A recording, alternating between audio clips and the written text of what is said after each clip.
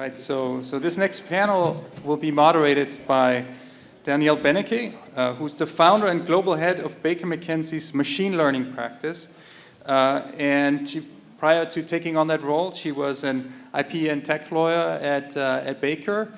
She's a recognized leader in the field of law and machine learning, and she's also a graduate of our LLM program in law science and technology.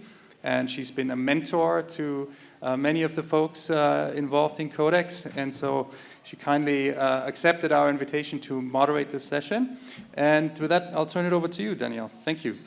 Awesome. Thank you so much, Roland, and everyone. So good to be here. I always love coming back to campus. We have a fantastic panel today, and I'm going to have the panel introduce themselves in a minute, but just to put a little bit more context around the kind of work that I do at Baker McKenzie. So big global law firm, biggest by some measures, and I lead this group called Baker ML. It's our machine learning practice, and it's a multidisciplinary team, so lawyers, data scientists, engineers, and other professionals. And we sit within a much bigger AI strategy and program that dates back almost a decade at this point. But our particular role is to pilot business models that combine the firm's expertise and data with machine learning and other types of advanced AI, including generative AI, which we'll be talking about on this panel. And just to bring that to life a little bit, one example would be recently we worked with a large technology client of ours to develop a custom generative AI model that powers a big global retainer across 45 countries. So I've also, as Roland mentioned, been part of the Codex community for some time, and the challenge that Roland and Megan have set us today is really to share a broad cross-industry view on the state of legal tech right now. And specifically, they've asked us to talk through some of the recent, quite honestly staggering advances we've seen in generative AI over the past year or so. We are going to put particular emphasis on the applied AI part of AI because we as an industry in particular, for us, it's really not so much about the technology alone, it's really what you do with it. And more specifically, it's about combining that technology with domain data and with that expertise to create value for clients and to solve concrete problems for clients.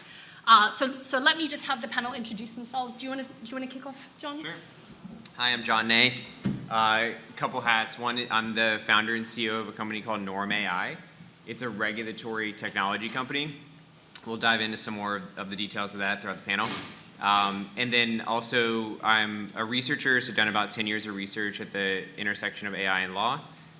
Did a PhD focused on AI, but was always applying it specifically to the area of law and policy, and so have continued to do that since then. Nice to see you guys today. My name's Joel Ron. I'm the global head of AI for Thomson Reuters. I joined the company about 2 years ago via acquisition. I was the co-founder and CTO of a AI company that Thomson Reuters acquired, and have since integrated that and took over globally.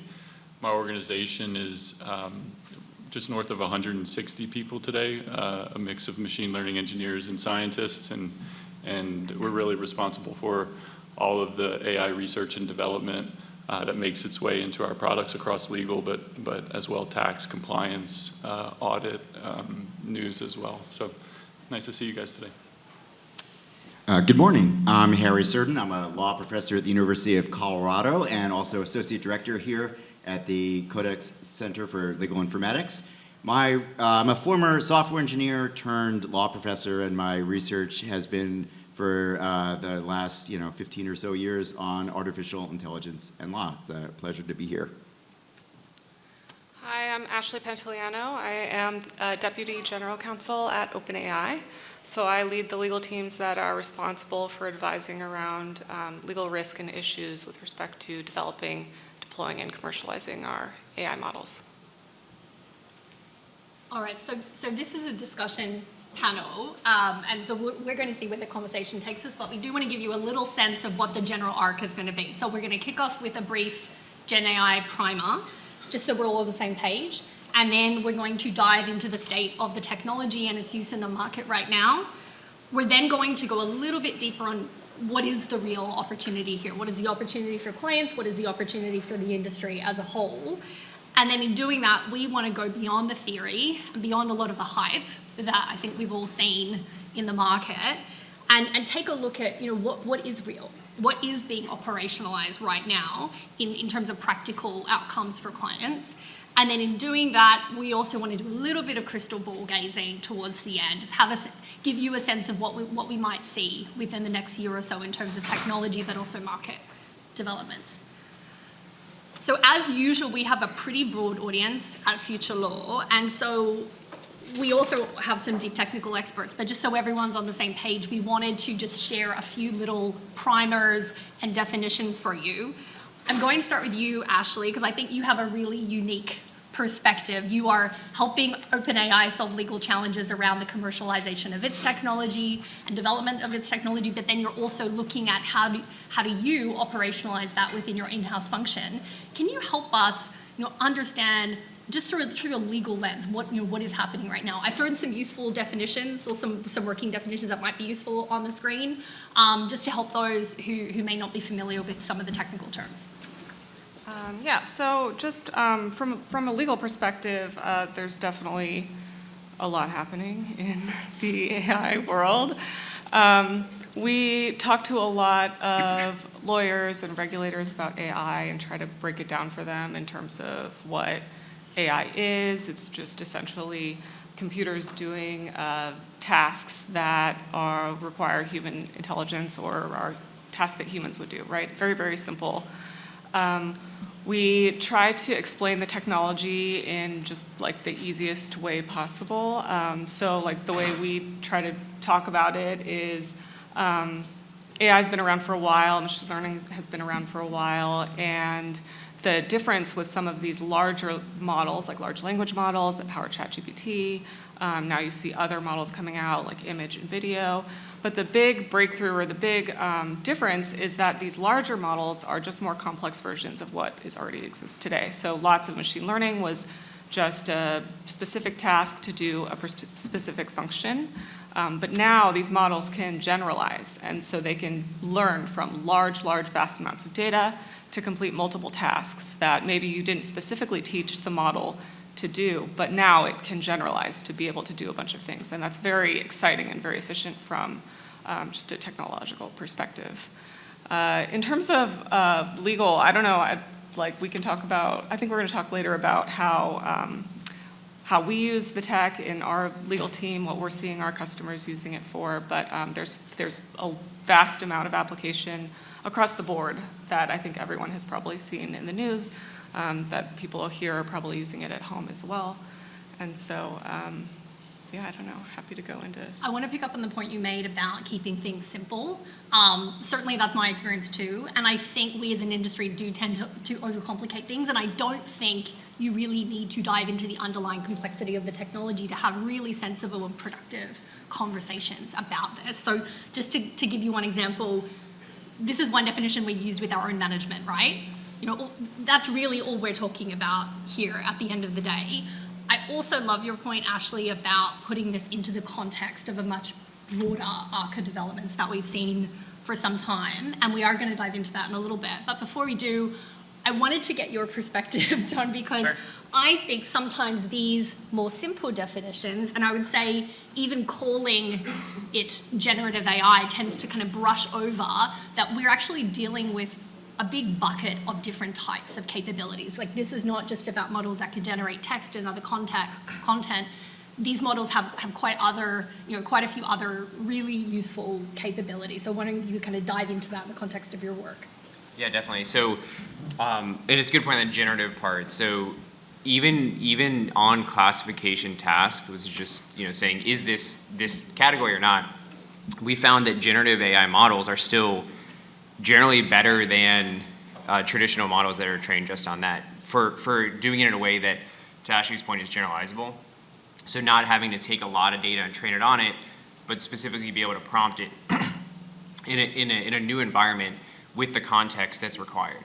And so in terms of different tasks, that could be anything from classification to summarization, and then being able to use generative AI models in multiple chains of calls to the models to then over time automate more and more and do it in a way that is relatively autonomous. And that's what, when we say agents, that's what we refer to, is taking more than one action at a time to be able to do something like that. Okay, so let's try and move past some definitions and get into the state of the technology. You talked about agents. We're going to come to that in a little bit. I think where we might want to start here is talk about a few myths that we as an industry have come to terms with over the past year and a half. I think we're all in a much different position than we were, at this conference a year ago. A few of those myths are listed here. You may disagree with some of them, and invite any disagreement during the Q&A so we can have a fun debate. But my own perspective is, the reality is this is not optional for anybody in the legal industry. I don't think it should be that surprising either, just given the arc of developments that we've been on over the past decade or so. We all know this is about augmenting, this is not about replacing. And just on the last point here, clients don't want AI for AI's sake, right? They want the thing they've always wanted, which is better, faster, cheaper legal services. And so, Harry, I would love to get your views here, and particularly on the second point. You've spent your whole career working at the intersection of AI and the law. How do you contextualize what's happening now, within that broader arc of developments? Yeah, I'd say on the one hand, I think you're right. This is not surprising what's been developed. But on the other hand, it has been quite a surprise in other ways. So if we go back to 2018 and earlier, much of the machine learning and AI work was what may be called narrow. It was very good at very particular tasks that had been trained for. So John was talking about classification, right? Is this document a brief or a motion, right? It might be able to do that very well. And the big surprise that started coming out, driven largely by OpenAI, started with GPT-3, which gave us a big hint that this might be coming, but mostly surprised in November 2022 when GPT 3.5, ChatGPT, came out and exhibited general purpose utility, the ability to engage in basic reasoning, and also the ability to understand just an arbitrary prompt. This was only augmented 7 months later when GPT-4 came out, and those capabilities have been matched now by models from Anthropic like Claude 3 Opus. But what I think is surprising is the generality of it. So I, for years, have been testing these large language models, some of the earlier ones from Google, like BERT and Meta's Galactica, their ability to do legal reasoning, and they just couldn't do it. We saw in the last presentation, Carl Branting's lamentation that if you gave an arbitrary input to one of these large language model systems, Circa 2019, and asked it for help, it just would produce nonsense. So the big surprise is that these systems have become much more capable, albeit imperfect. As we know, they're not perfect, they hallucinate, but just the very fact that they can do pretty good legal reasoning and analysis, document summation, and creation is kind of phenomenal and remarkable at this point. I only expect it to get better with the next generation GPT-5. I'm sure Ashley can't comment on that, but which is rumored to be coming out. So I'd say the state of the art, we started out just right now interacting more or less directly with the large language models, the transformers. So when you put in your prompt, it more or less, with a little bit of filtering on the front end, goes directly to OpenAI's model and produces one word at a time. And that's largely due to compute speed and resources. What I expect to start happening, and we're starting to see this with Lexis Plus AI and co-counsel from Thomson Reuters, we're having these composite systems where we're kind of wrapping the AI system around input layers and output layers where there's filtering and verification going on. So the user no longer has to directly interact with the model, but has layers in between it that are starting to help improve the accuracy of legal reasoning. So we don't have the ChatGPT lawyer. Instead, if you get a case site, then you have other smaller systems that are verifying the accuracy of the sites and things like that before giving it to the end user. So that's really where I see us right now and where we're going. Yeah, absolutely. So I think we have been on this general trend right now, and put simply, it's really machines have been just getting very good at interpreting and generating complex language, right? And that is the thing that powers our business models, right? Like the law is all about interpreting and generating complex legal language. I think one other way we might frame it is really lawyers and quite frankly many other professionals and knowledge workers have really done four things since the beginning of the profession, right? And ML and other types of AI have just been eating into those first three parts of the value chain for some time. So we as a firm, for instance, have been talking since around 2017 about the future of our business model being something that we call machine learning enabled judgment, right? Judgment becoming the real service of legal providers of the future. But Joel, really keen to get your views here. You've obviously been in this field for quite some time, I think at least since the 2010s working in this space. How do you contextualize what is happening now? How are you thinking about it within Thomson Reuters business? Certainly. Yeah, you heard Harry mention before, like, back in 2017, 2018, like the first transformers to come on the market were like BERT, for instance. And back then we were talking about kind of sequence lengths of like 512, tokens or 1,024 tokens. And that was sort of like a long span of text. And now we're talking about, millions perhaps in terms of sequence lengths of these models. And so, what that means is really relevant to how these models I think perform. And so one of the things that did change with the models, I know we like sort of the simple definition of machine learning, and this is just bigger models and more data, but in fact, these models do exhibit behaviors that the smaller models just never did, right? And two things in particular. One is the ability for the models to sort of operate out of distribution, like outside of the context of things that they were trained to do, did not exist before.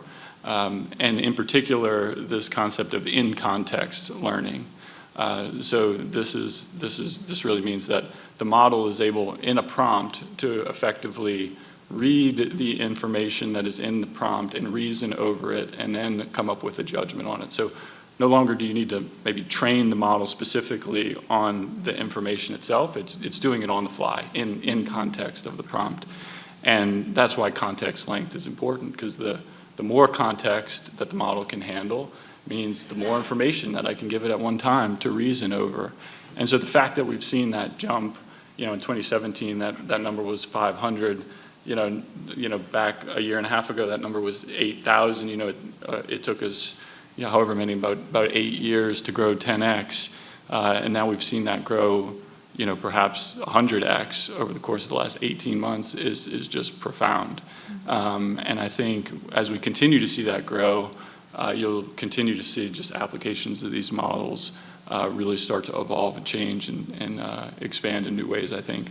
So as we think about applying it, like that context is really important. And so, Harry also mentioned it's not just taking a prompt and putting it directly into the model. It's giving the model the appropriate context on which to make some kind of decision. And I think one of the things early on with these models that frankly, as a content business, we really wrestled with was what is the value of content in that whole flow?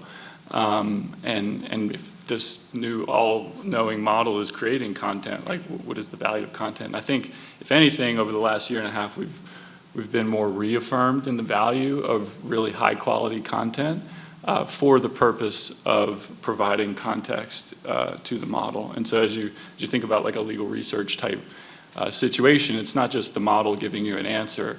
It's actually a series of models that are identifying appropriate content for the question that was being asked, understanding and interpreting the context of the question, and then ultimately being able to synthesize that into an appropriate answer with the appropriate citations and caveats and things like this.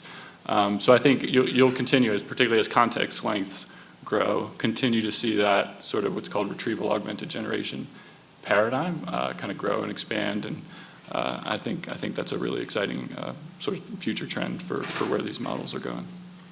So we're talking about these emerging capabilities now, and so the obvious place that gets us to, okay, well, what is the opportunity for us to operationalize these capabilities? And I think the keynote Dan's keynote, really got into the real challenges of operationalizing this technology in the legal field. And I want to actually throw it back to you, Joel, because I think as Thomson Reuters is thinking about bringing this technology into its business, there are existing workflows, there are existing client accounts and existing solutions, and you're making acquisitions and building capability in-house. How are you thinking about kind of crossing that operational chasm? Yeah, I mean, I would say cautiously in a lot of ways. I think the whole market is really excited by this, and I think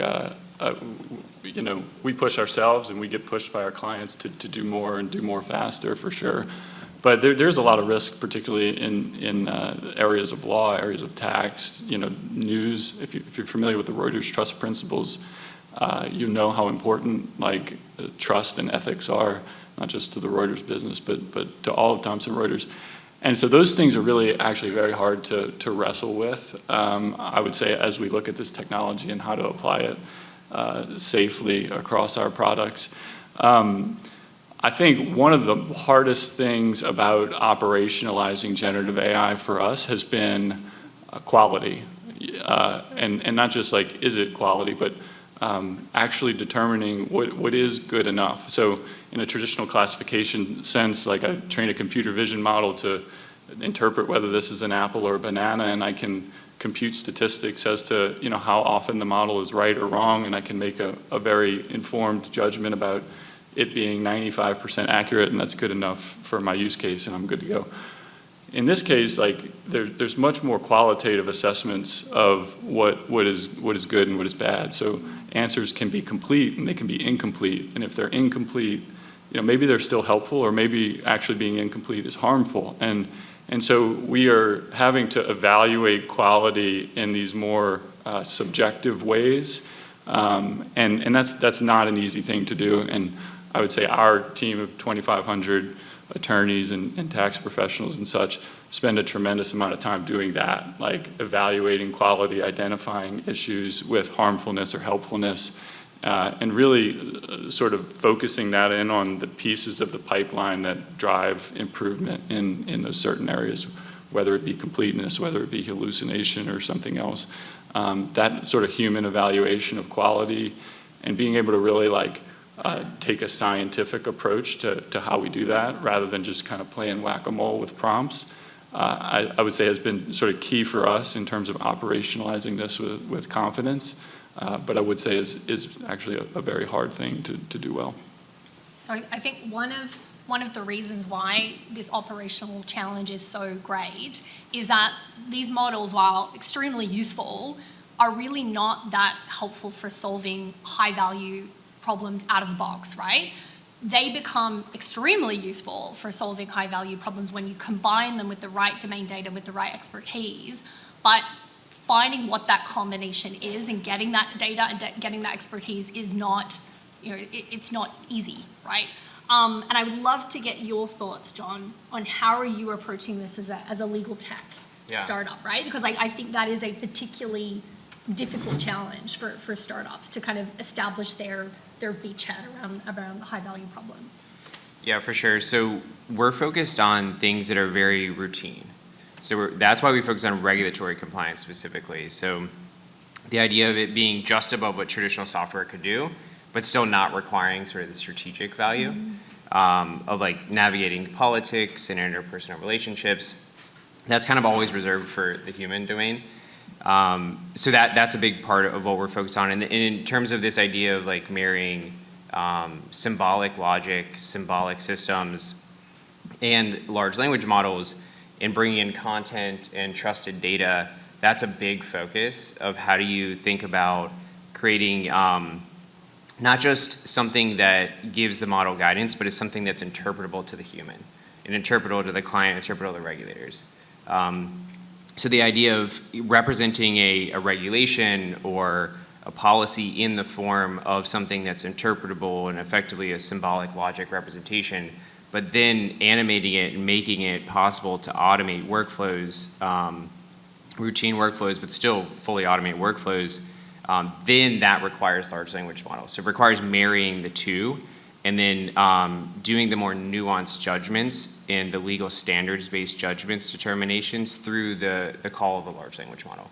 So we found really that hybrid of GoFi, of traditional AI, which is effectively, if-then statements, it's robust traditional software, along with large language models is the key to that. And then just wanted to touch on one other quick thing we talked about earlier around LegalTech and how it's evolved and how that kind of concurrently has evolved with machine learning. The big difference between where it has been in the past 10 years and where it is today is now it's not like, oh, wait, I have my own model that I'm like training the model, and it might get better when I add a little bit more data, but very marginally better, maybe like 5% better. We basically can consistently count on the broader industry making the broader models significantly better almost constantly. So what that means is we have to plan, not just us, but everyone in the room, everyone in the world has to plan on like, well, what does it look like 3 months from now, 6 months from now? Am I gonna build a whole business around something? Am I gonna build a whole internal process around something that will be obviated when GPT-5 comes out? So that's a big change from where LegalTech has ever been before. It's never had to think about constantly, like almost paranoid, like 3 months from now, 6 months from now, like what's gonna happen? 1 week from now. Yeah. I love that point, and in a way it actually makes the operationalizing bit easier. And like that's certainly our experience. So to take one example, I'm working with our cybersecurity team on a pilot right now. And all we've really done is pair a large language model with our cybersecurity incident playbook and do some kind of prompting and retrieval techniques around that. And very quickly, as in within a day, we got a workflow going that basically reduces the time that our lawyers spend on analyzing particular forensic incident data and making calls on, say, which of the 50 US state attorney generals do we need to notify immediately, and which individual consumers do we need to notify immediately. We created a 2 to 3 minute process that basically says, this is who you need to notify. Whereas in the not too distant past, that would have taken 3-4 days of multiple attorneys reviewing that forensic data and making judgment calls against the playbook, right? And we are, in this pilot period, we are obviously having the lawyers perform the work the way that they would ordinarily do it in parallel, so we can really compare and contrast the results. But honestly, we were staggered when the work product was effectively the same, if not better, in terms of the model output. So the opportunities are really there. There are low-lying opportunities to operationalize, and I completely agree with you that we are in a completely different ballgame in terms of our ability to spin something up really, really quickly. Want to go back to you actually for a minute, because now we're getting into kind of the AI in real life, going from the theory part of this talk to the action part of the talk. When I think about bringing this into our business, I'm thinking about the capability stacks that we and other big law firms have been building, over many years, and certainly large enterprise in-house teams do, right? Like this is kind of business as usual, right? And when I'm thinking about operationalizing this stuff, I'm just thinking about AI infusing every single layer of the stack, from existing cloud infrastructure to the productivity software we work in, to the multi-practice and practice tools we work in, and all of that stuff is increasingly integrating with our enterprise software. And Joel, about a year ago, I think, Thomson Reuters announced its partnerships with Microsoft. And one of those was kind of a word integration for your contract redline tool. So want to get a sense of how do you see the emerging stack for generative AI in legal practice? Where does Thomson Reuters fit into it? Yeah, that's a good question. I would say, I think the industry right now is sort of in this mode of like, let's put a chatbot on everything, and I think that works. I mean, it's actually a pretty good way to represent what you want to do is through written language. But I do think we're going to get past that. Like I think generative AI will still be behind it, but I think we'll get past that into like more native ways of working with this technology that are kind of less clunky than that, quite honestly, require less creativity. Like, you shouldn't have to sit there in Microsoft Word and, you know, type a prompt in that says, draft me an assignment clause. No, I meant an assignment clause like this. No, kind of like this, but do a little more of this. You know, like that's not that great. Like, you know, there should be a better experience around how we do that. And I think, you know, I don't have the right answer as to what that'll be, but I do think the industry as a whole will start to get there over the course of the next couple years.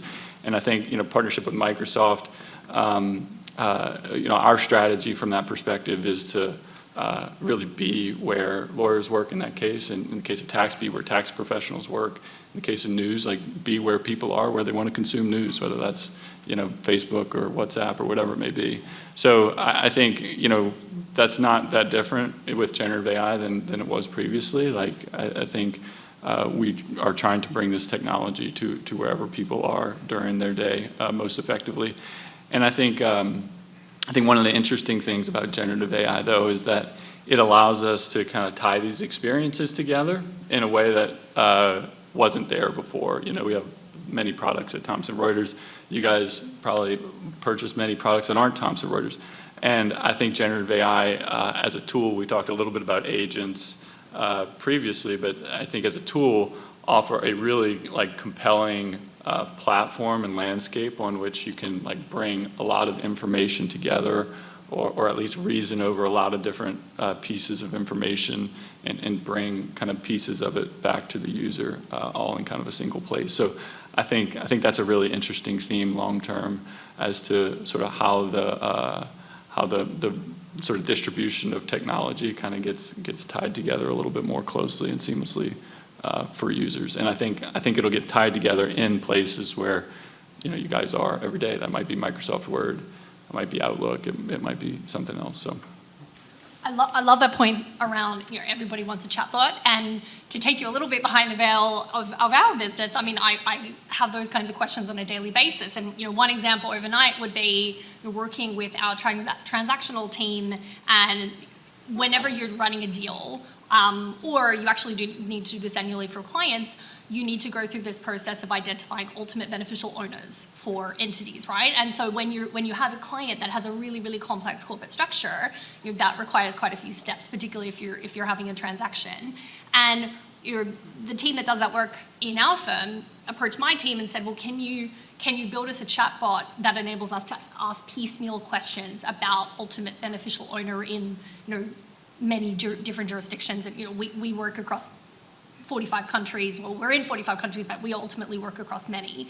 And my answer was, I don't think that's going to be very useful for you operationally. Why don't we just take the companies of this client, and then we'll auto-generate a playbook basically of what they need to do from a universal beneficial owner perspective. And we can do that because we have that know-how in the firm, right? So it's like, these sort of conversations are happening right now, and I think there is a huge gap when it comes to understanding the technology and what it is capable of. I think there is this sort of simultaneous, legal tends to overestimate what the really, really hard AI or really, really state-of-the-art AI can do, and then at the same time underestimate what the sort of really simple technology can do. And I think trying to connect those two dots is just difficult in practice. But I want to draw on you, Ashley, here, because you are obviously thinking about ways to take and leverage OpenAI's own technology in your in-house workflows. What is your experience of that so far? You know, what is working? What have you been able to put into action? How are you managing the governance piece? Yeah, for sure. So on our legal team, we use our own tools. We use ChatGPT Enterprise in our day-to-day.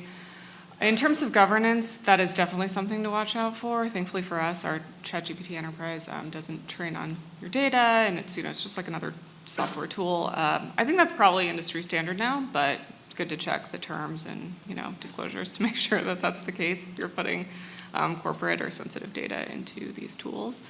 So I think the point about quality of a general tool is really important, especially when you're thinking through your own use case, whether it's legal or something else. So for us, I mean, there's always that story about the lawyer who put citations in from ChatGPT into their brief, didn't check it, things like that. So being aware of the risks and limitations with the tool is super important. So for us, I find personally that some interesting and useful use cases for legal are things where you are either analyzing or summarizing data. So if I have a really complex law, I can upload it and ask the tool questions about it. Or more general areas where I don't need a lot of very, very specific detail, that I don't need to rely on something to be perfectly right. So if there's an area of law that I just have no idea what is going on there, and I just don't even know anything about the law, and I need to sort of fill myself in, it's great to ask just for a general type of primer or something like that, some kind of background on. Or even if I work with a lot of product people or engineers at our company, advising on legal risk and things like that. So if I don't understand a concept and I want to get just a layperson's definition or explanation, it's very helpful in that area. The other area that it's helpful in for legal is, or just actually again any general use case is writing or summarization or helping you solve the blank page problem. I have to write a certain internal policy or a message to the company, just giving me an outline or some talking points, or I'm going to talk on a panel or something like that, where I'm not going to read verbatim exactly what it says, right? Because I think nowadays it's AI written text or content is not super, it's not very interesting, it's kind of boring. ChatGPT also has a lot of safety mitigations and things like that, so it's going to be kind of a vanilla type content, but it's good for a starting place. And then in terms of our technology being used by customers, we have a lot of customers using AI on the API side, so they build it into an application for their own service or use case, which gets more at a better experience for that use case targeted data that can help improve the model to make it more specific. So for example, we have a startup customer called Harvey that is able to take, through our API, create their own model that is fine-tuned for legal use cases. And I think they have focused on legal brief writing, for example. So they'll upload a bunch of legal briefs and case law to the model to be able to teach the model more about that sphere of legal and to be able to help write and generate briefs for their clients. And then a last area that I'll mention that's just very, very, I would say, becoming very popular in the AI space is contract review. So we are starting to use an app called Playbird.app, but there's lots of different apps that do this now. I would say it's very popular startup thing to do right now because it's such an easy use case, because contracts are sort of formulaic, there's a lot of data, there's a lot of text, so it's easy to sort of think of a lot of different applications in terms of how AI can help in the contract space. So these tools can review, you can give them a playbook, they'll review a contract, they'll make suggestions. The suggestions aren't perfect, so it's definitely not a replacement. I would not recommend using these tools to just review a contract and then send it out the door without looking at it. But the other application in the contract world is summarization of contracts. So if you have, I think lots of, I don't know how many in-house or actually lawyers anywhere that work on contracts are here, but you often have huge folders of just contracts and you just don't know what the terms are that you've negotiated, and it's really hard tracking it down. There's lots of different solutions that are absolutely terrible at this, and I think AI can actually really, really help on that. It can just look at all the contracts that you have, pull out whatever terms you need to know about. For example, if you have a security incident, you have customers, and you have some bespoke security incident obligation to notify your customers, you can figure out which ones those are and then pull it out, which didn't ever happen before. It's been a kind of a pain point for in-house lawyers for quite some time now. And so I think that area is definitely very further along. But I also think John's company is super interesting. Having a company that can help you with regulatory compliance. So that's also a task that I think AI would be very, very good at and helpful, where there's a checklist of things you need to do, it's known, it's a lot. Being able to synthesize and help with that, I think, is also something that is very interesting. I didn't know about it before this panel, and I think great use case. Yeah. Quick follow-up question: Are you as a legal function using any of these startup companies that are using your API to produce legal tools right now, or are you adopting more of kind of like a wait and see approach and just see kind of if anything valuable or useful develops that you might then be able to use? Yeah, so we don't use our own. Well, so we do use, like I mentioned, we use that Playbird company, but I don't know about other tools that we use that are built on OpenAI specifically for legal. The reason for that is that we are quite busy, and it's very hard to start using a tool. Lawyers are terrible to sell to, actually. We just I think it's our own, getting in our own way, just having a lot to do, but yeah. Yeah, I mean, I think that really underscores the operationalization problem, right? Is really getting into lawyers' workflows is hard. Let's take a quick look at what's next before we get into Q&A. And I want to throw to you, Harry, because we were talking a little bit about contract redlining. We talked about a few other cases. I want to get a sense from you, are we as an industry pursuing the right kinds of opportunities? And just to give you an example of where my mind is at on that, we have Thomson Reuters and its peers sort of a year or so ago releasing this kind of contract redline capability in Word. More recently, we've seen a whole bunch of sort of contract-specific existing legal tech vendors, again, focusing on this contract redlining capability and building out product there. We've even seen some firms and then some sort of more recent VC-backed startups, again, focusing on that use case. And I was at a conference the other day, and every single vendor presented essentially the same product. And so, to my mind, I'm thinking, are we as an industry at risk of the same failure of imagination that's plagued previous waves of AI in our industry and kind of killed a lot of startup activity that could have really benefited our industry? So what's your take?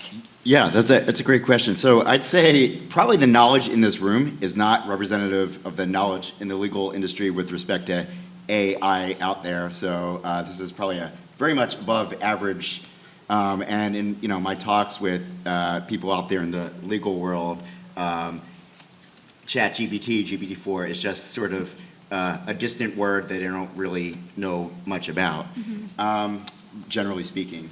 But with respect to law, I think a lot of the use cases are appropriate given the state of the art of GPT-4 and these large language models. As Joel said, a lot of them are taking advantage of the strengths such as in-context learning and the ability to augment prompts correctly, whether it's document summarization of laws, kind of contract analysis. So I think a lot of what's going on is appropriate use cases given the technology. What I will say, to echo John's point, though, is that the technology is changing very quickly. So the capabilities of GPT-4 are going to be quite different from GPT-5, which is coming out. Peering down the road, there's a bunch of new-ish innovations being built on top of the next generation large language models. A lot of focus on agents. So agents are when you kind of send some sort of AI out there in the world with a goal, and it figures out how to do it either autonomously or semi-autonomously and comes back. So right now you enter in a prompt and GPT gives you the answer immediately. So you're in the agent mode, you're sort of trading off immediacy by giving it more compute and more resources, but waiting a little bit longer. One of the things that have plagued the agent mode in the past is the reliability. I read somewhere that in order to get an agent, like an autonomous system, just to order something on Amazon, it had to get 28 things right in a row in terms of reading the web page, clicking here, understanding. And right now, the reliability is about 5 things in a row, but that's likely to improve in the next generation. So that gets back to the reliability point which especially in law.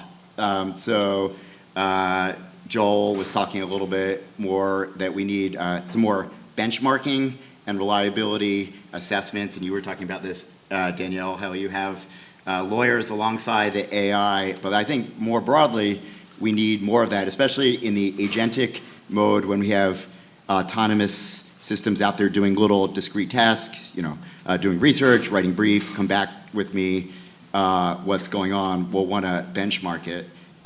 One thing I always like to say is we expect perfection from AI, yet we actually don't have a parallel thing for lawyers, right? So lawyers make mistakes, and except in the most grievous instances of a bar complaint or malpractice, we don't see the run-of-the-mill lawyer in their office giving bad advice to a client that never amounts to anything, but it happens all the time. So I'd remind us that we definitely want AI systems in law to be good, but we don't want to necessarily hold them to a much higher standard than lawyers, because that would let the perfect be the enemy of the good.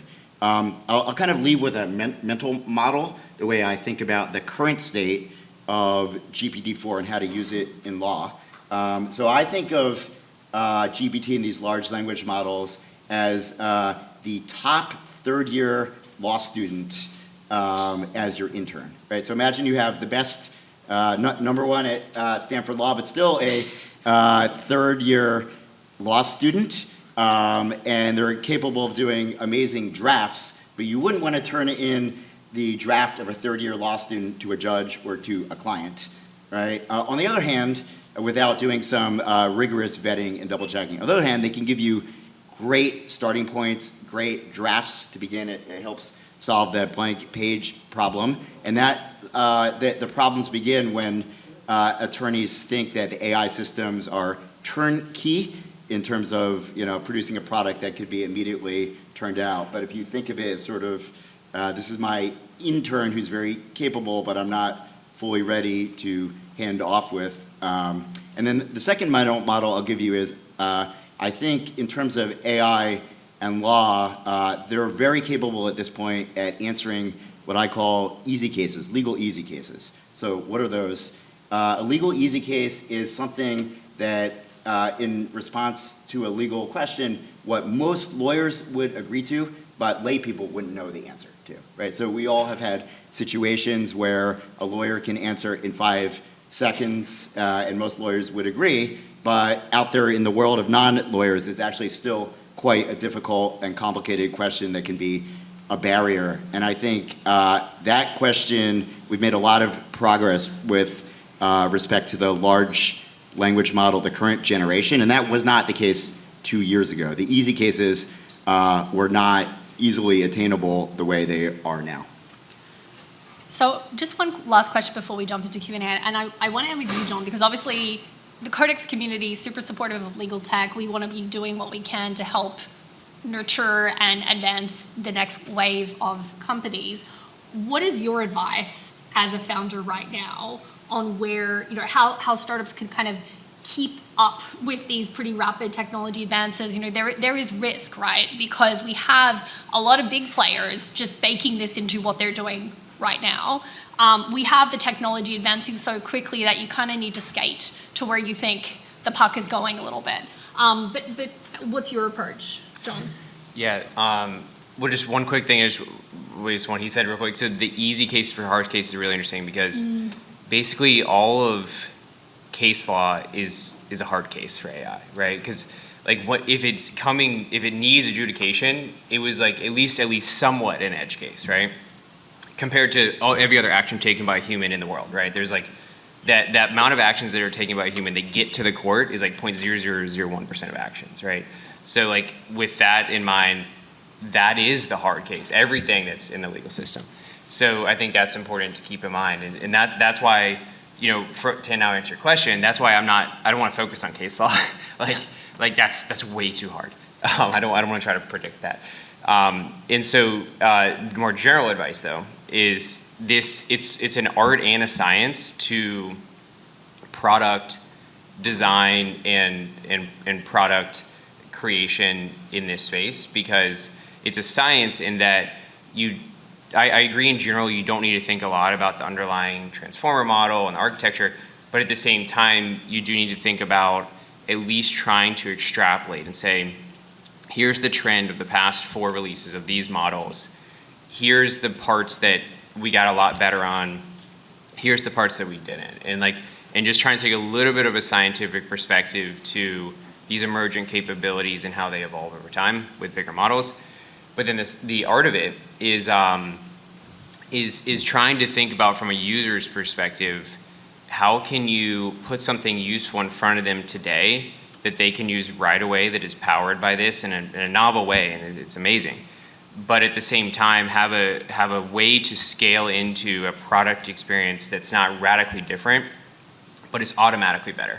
So like GPT-5 comes out, Gemini 2.0 comes out, whatever it is, and if you can be plugging those things in, orchestrating them in a good way, and delivering on a product experience where the tide of the industry is lifting all boats, including yours, then you're basically indexing into the research and the tens of billions of dollars that are being injected into this by Google and by OpenAI and by Microsoft. Okay, so we were asked to leave around 8 minutes for Q&A, so I think we've delivered on that. So let me just, looks like we have a question already. I try to be prepared. So Harry and you, Danielle, have prompted this nudge. I've noticed that lawyers are not held in high repute by society. And I wonder in this, if I were to go to a financial advisor, I could check their credentials, but I could also, at some level, see if they've done a good job for other clients. Where are we in using, and Harry, you talked about the perfection not being the enemy of the good, but there could be a range of outcomes that we could hold ourselves accountable to, whether it's for simple or complex litigation, that says the AI told us we were doing a better job today than we were when we didn't have AI. And that the fact patterns become regular, so regular and tokenized, that we can make a judgment about who's a good and bad lawyer and who's a good and bad law firm and why and what they need to get better. So I just, to ourselves, because we're talking within the family here, can we hold ourselves to a new nutrition facts label with AI that we couldn't before? And shouldn't we try? Certainly for run-of-the-mill cases, the immigration cases, some of the criminal law cases, certainly patent law easily. How would we do that? Can you take this one? Yeah, sure. I think it's a really intriguing question. I think there are both promises and maybe risks of doing some of this quality analysis of lawyers using AI. I think if this is done at all, it'd have to be done very carefully, and there's always the danger that people work to the metric. And I would also say, I think to the extent that there's not a great reputation of lawyers, although I think in this room there is. I've got a good reputation. I hold lawyers. I've got a good reputation. I hold lawyers in high esteem, is what I meant to say. And I also do have a good reputation. I think that it's not to do with quality by and large, but sort of behaviors. But I think you're right. I think there is some promise, I think, in some of these analytics in terms of determining lawyer quality.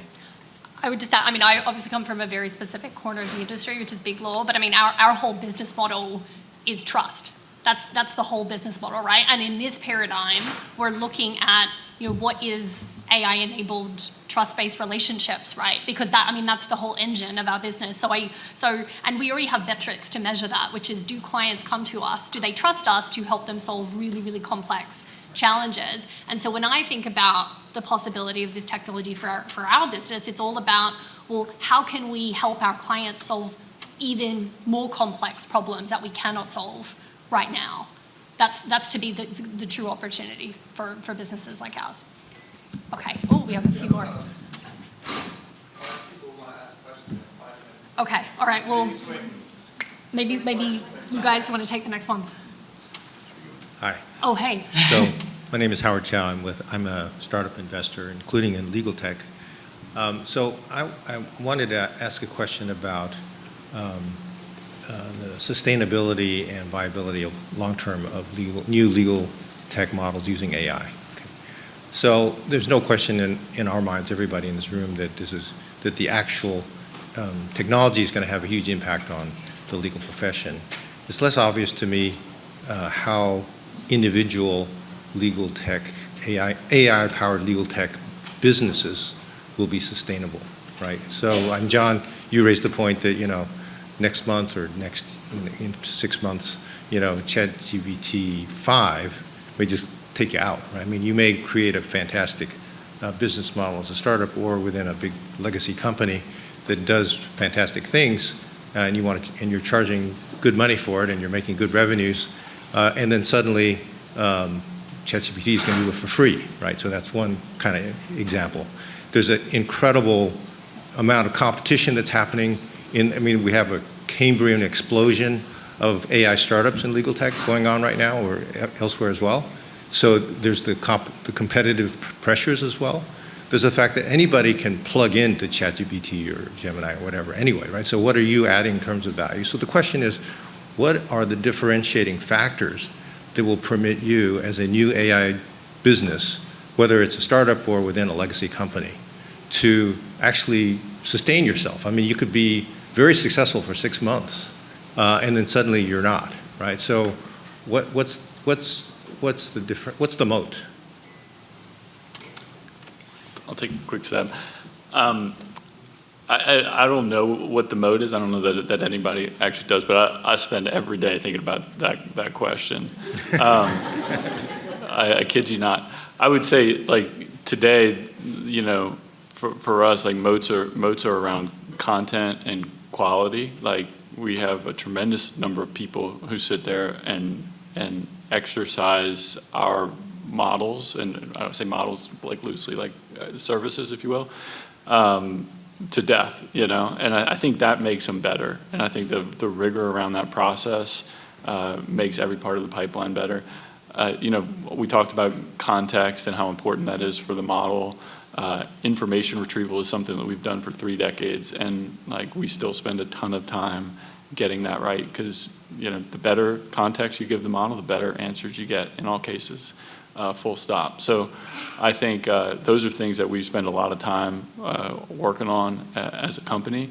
There are other, vectors that are non-technical associated with differentiation, though. Customer experience, ecosystem, user experience, software, these kinds of things that I think we'll sort of maintain, and I think companies should continue to be laser focused on those as well. I'll just answer really quickly too. So I think it's the trust, and a subset of the trust is interpretability. So even if you have GPT-7, if you can zero shot and say, is this compliant or not, is this legal or not, but you have no ability to have something where where this thing is superhuman now, a human be able to supervise, understand it, trust it, interpret it, then that's a big problem. And there's a lot of traditional work that has nothing to do with LLMs that is extremely important for building the trust. And then the second thing is context. So the way to think about GPT-7, I'll just take that number, is that it's a general reasoner, basically. Like, it's super good at just general reasoning and being able to answer a question, but it needs the right context. And so building the orchestration of giving the business context, the regulatory, the legal context for any given moment that's required is extremely important. A lot of that is not publicly available. So, for example, with regulatory compliance, a lot of it is just industry practice. You can get the public regulations, but what does it mean to actually comply with that within this specific subset of the industry? It means being able to elicit that from customers, embed that into the way that you're calling all these models, and then give it all the relevant context. Okay, we're just going to jump, maybe, yeah, so one more question over here. Thank you. Hi, thank you, Danielle. Peter Gunst. I'll keep it super short. What's your take being so close to the technology? Like, you talk about work pipelines that are taking days of work, right, and are now being compressed. Are we ending up with more or less lawyers, like a couple of decades from now?